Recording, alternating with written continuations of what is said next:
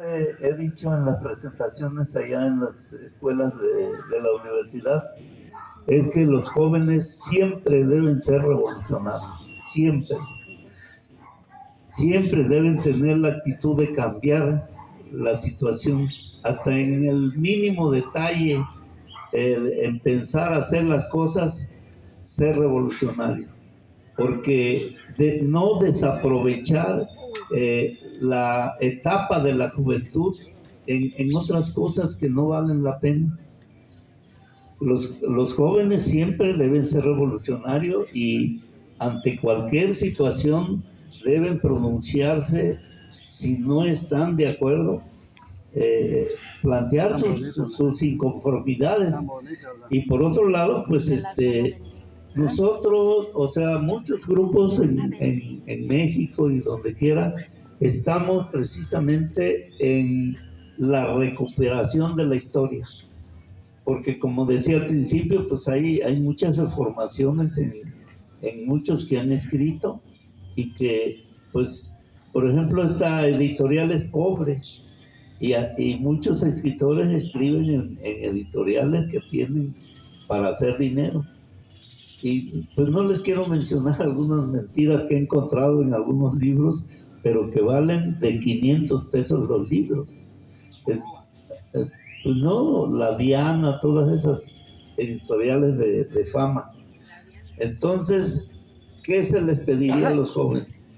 Que participen en este tipo de eventos, que se empapen de esta historia contemporánea y que ha sido difícil para nosotros difundirla por falta de recursos económicos.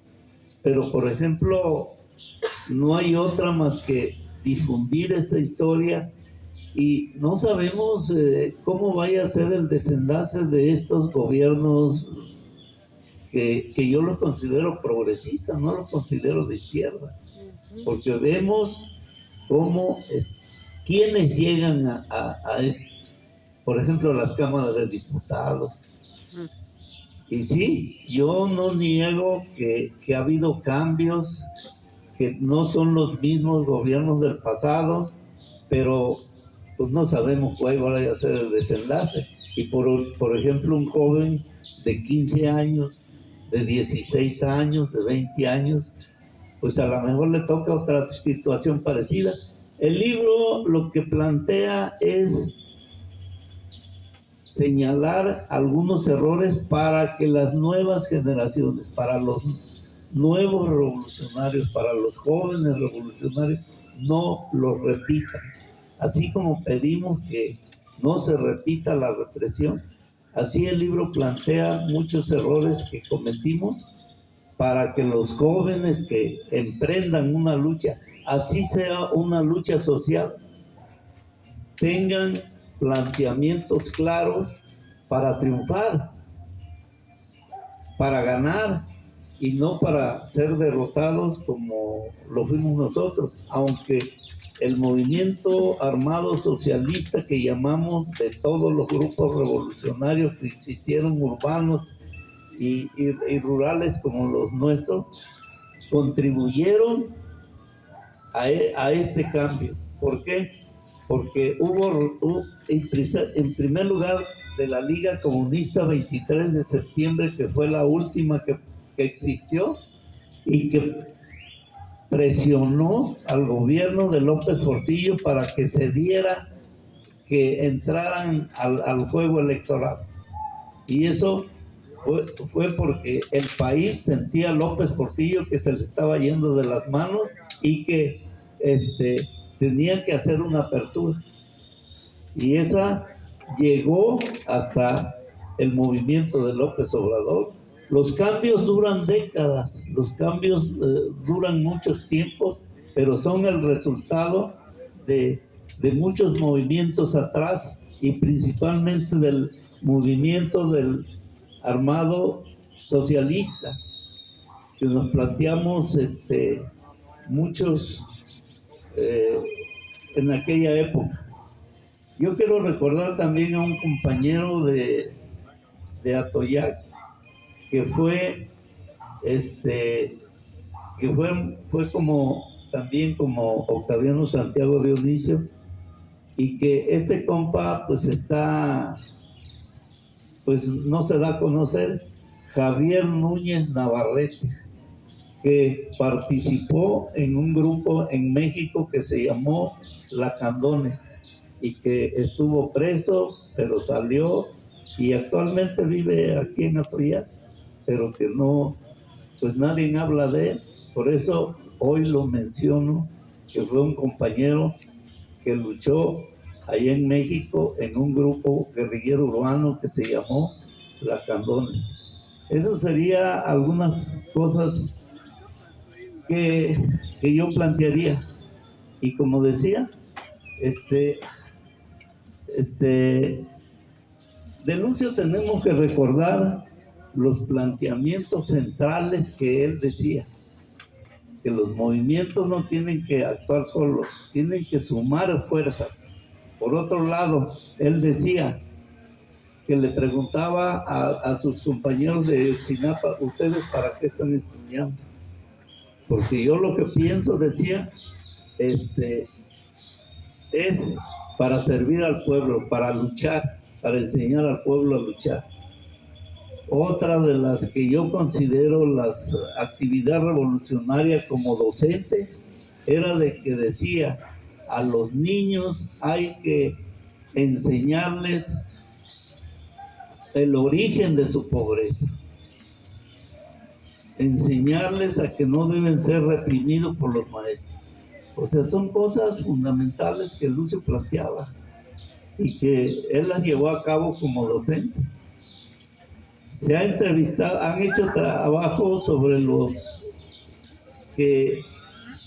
alumnos que todavía viven, ya son pues adultos mayores, y eso es lo que ellos relatan, de que no fue un profesor represivo, no fue un profesor autoritario, y que siempre entendía a los niños, y precisamente era lo que les planteaba, les señalaba cuál era el origen de su pobreza.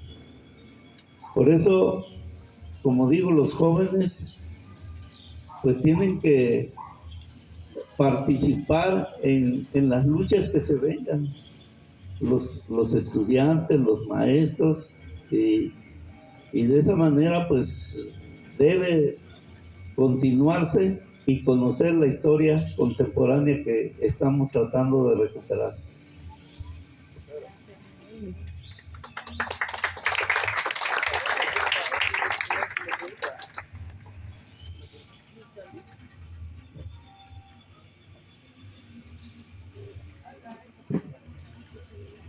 Bueno, yo quiero preguntar, Pedro, yo ya leí tu libro, excelente, muy bueno, así como algunas más, pero te quiero preguntar algo que a lo mejor no te han preguntado.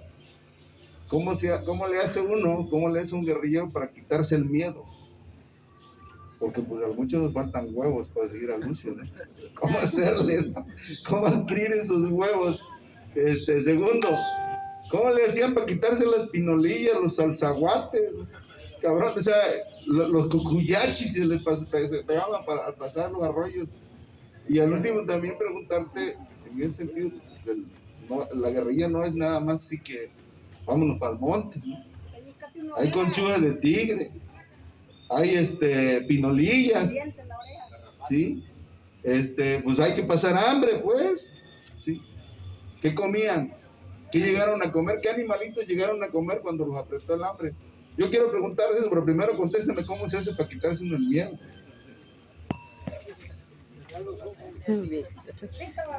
Víctor.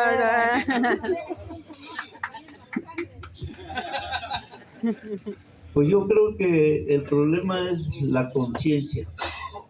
O sea, ver, por ejemplo, en las comunidades que nacimos, que crecimos, vemos el túnel sin luz, no vemos la luz del túnel. O sea, una miseria extrema. O sea, porque en muchos momentos, y luego también la conciencia de uno, el ser consciente, el decidirse a a enfrentar todas las privaciones que uno tiene. Y si uno no tiene salida y se acerca a los movimientos, y en ese momento pues llega la decisión. Sí es complicado, es muy complicado porque uno renuncia a todo, a todo, a todo renunciamos. Los que nos incorporamos no teníamos esperanza más que estábamos conscientes que íbamos a ganar, que queríamos una revolución que hiciera cambios profundos y principalmente para los jóvenes que no teníamos ninguna oportunidad. Yo, como les decía hace rato, jóvenes campesinos que no tenían una orientación teórica, pero si están viendo al cacique que los está oprimiendo, si están viendo en la comunidad de Isla donde yo crecí, era tanta la injusticia de que un joven, digamos de 15 años, de 14 años, se alquilaba y le pagaban 6 pesos y al adulto le pagaban 10. Entonces el joven hacía lo mismo que el adulto, pero por ser joven el cacique le pagaba 6 y al joven le pagaba al adulto 10. Entonces era una injusticia. Un joven de 14, 15 años hacía lo mismo que el señor que tenía 30 y luego 6 pesos. Entonces eso también era una situación de desesperanza. Y si uno se acerca a las cuestiones de orientación política y teórica, pues llega el momento que se decide. Pero como digo, no necesariamente, porque jóvenes campesinos que yo los recuerdo con mucho cariño, con mucho aprecio, algunos jóvenes que cumplían las tareas con entusiasmo. Ahora, ¿qué era lo que comíamos? Pues cuando nos iba bien, que algunos compañeros nos llevaban de las comunidades frijol, arroz, sardinas. Nuestra comida fundamental era la sardina con arroz y frijoles. Y de esa manera, cuando había sardina, pues hoy entiendo que era muy nutritiva, que es muy nutritiva y que nos ayudó mucho. El arroz también. El problema era, aquí había una situación de que las compañeras, ya que menciono las compañeras, este libro está dedicado a las compañeras guerrilleras que realmente estuvieron en la guerrilla del Partido de los Pobres.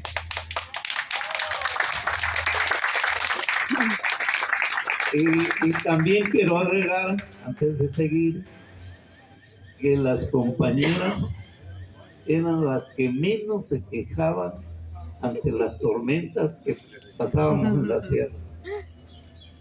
Eran las menos que ponían pretextos para cumplir sus actividades. O sea, por eso yo lo dedico a ellas.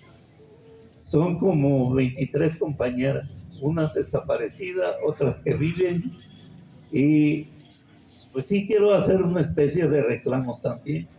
Cuando se festejó aquí a guerrilleras, no se tomó en cuenta a las guerrilleras de la brigada, que por aquí está una compañera que echó balazos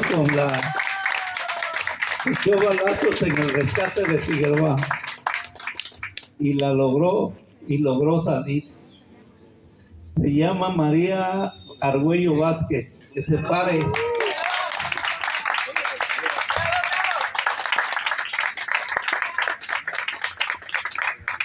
Ella salió del rescate de Figueroa echando balazos y tuvo que salir y aquí está, ilesa. quisiera decirle unas palabritas para contestarle qué comíamos a Víctor. Adelante,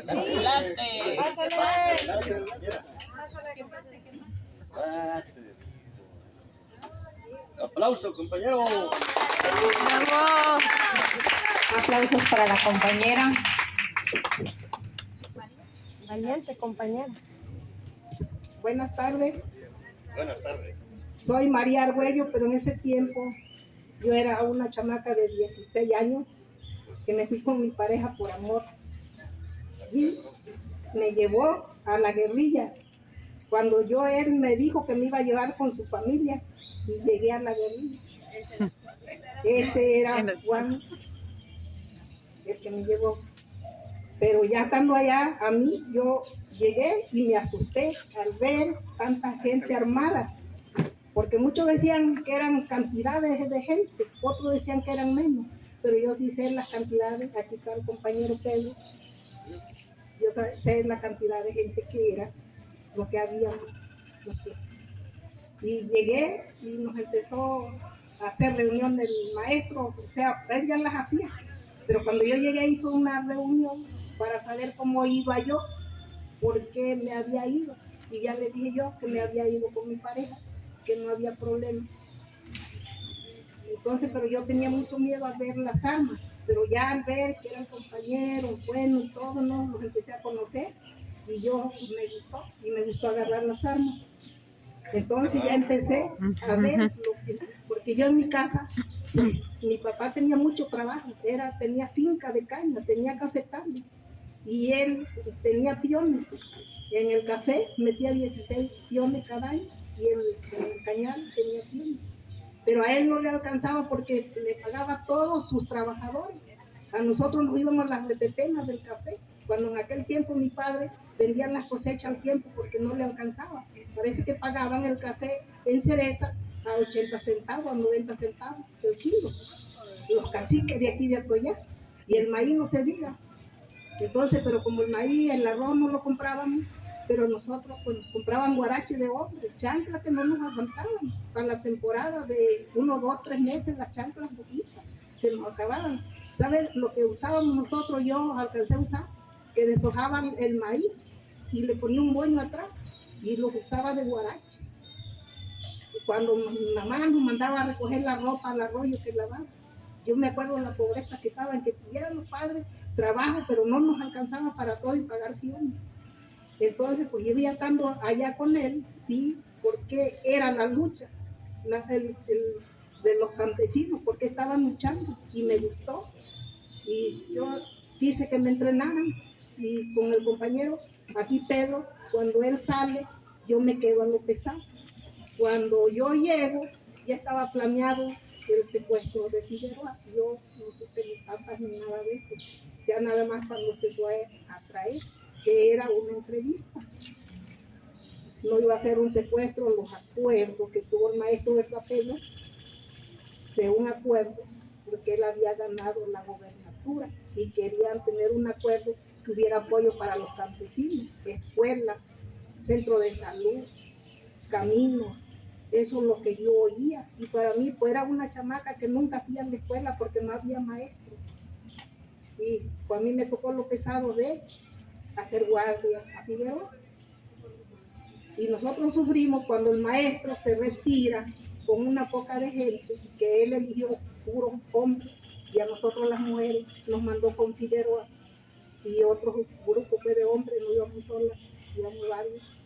Entonces, pues nosotros le hacíamos guardia, nos decía Figueroa que nos iba a comprar una muñeca, a mí principalmente porque éramos dos más chiquillos, yo de 16 y otra de 14, que empezar la siento porque pues, estoy segura que murió en batalla, ella, en el rescate de Figueroa. Pues yo me salvé. Fuimos 8 los que nos salvamos, 4 hombres, 4 mujeres. En ese tiempo le quiero contestar a Víctor cómo nos manteníamos todos.